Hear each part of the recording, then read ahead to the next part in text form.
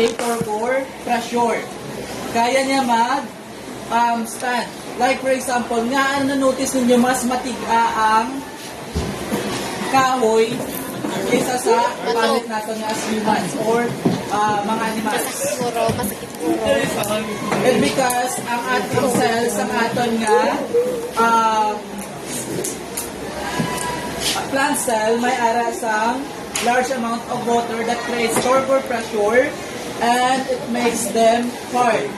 Kita nyo na, kung madamo ang kwan, ang unod sa isa ka, for example, ang balon na like for example, kung mas madamo ang iyang unod, kag hindi siya maglupok, nagatiga siya, di ba?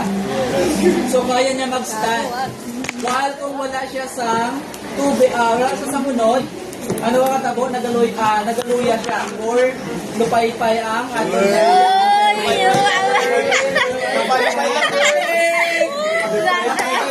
So that is so the best concentration sa aton na solute and solvent para sa aton na plant cell is hypotonic. So what is facilitated diffusion naman? Facilitated diffusion, who can read? Apen.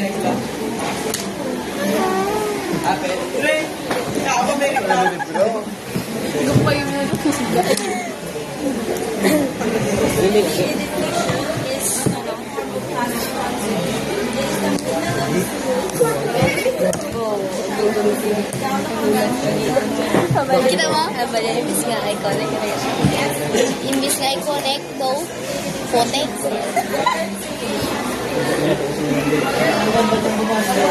Talaga.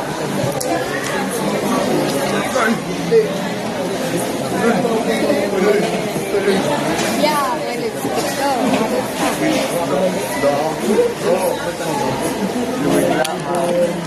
Walang meaning ka sa meaning.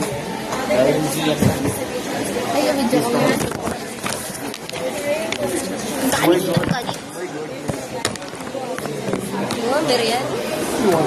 Okay, so when we say facilitated diffusion, from the word nga gina-facilitate, ano na siya? When we say facilitate, Bantayan. ginabantayan, ginapagin, Secure. gina-secure, ginasikaso, like for example.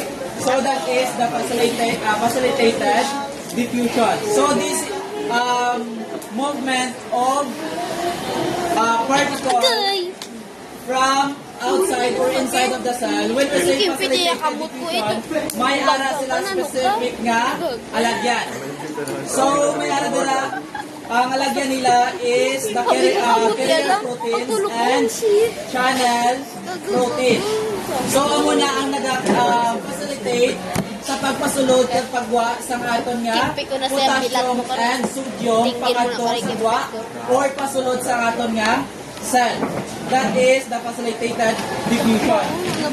Binasikaso or may ara sila specific nga alagyan which are the channel protein and the carrier protein. Nakuha ninyo? Amo na bala mabasa sa exam ninyo? Next, let's proceed to another type of cellular transport, which is the active transport. Kindly read.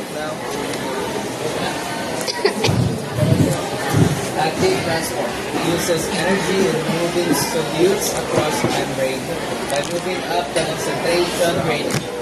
This process requires the expenditure of energy through transport proteins called carrier proteins. Because active transport requires energy, it utilizes adenosine triphosphate, ATP, a molecule that carries the energy that the cell uses. The last phosphate group of ATP attaches to the transport protein, which enables the solute to be transported. Okay, so active transport. So what is the difference between active and passive? Ano? Based sa ginbasa ni Ano din dito?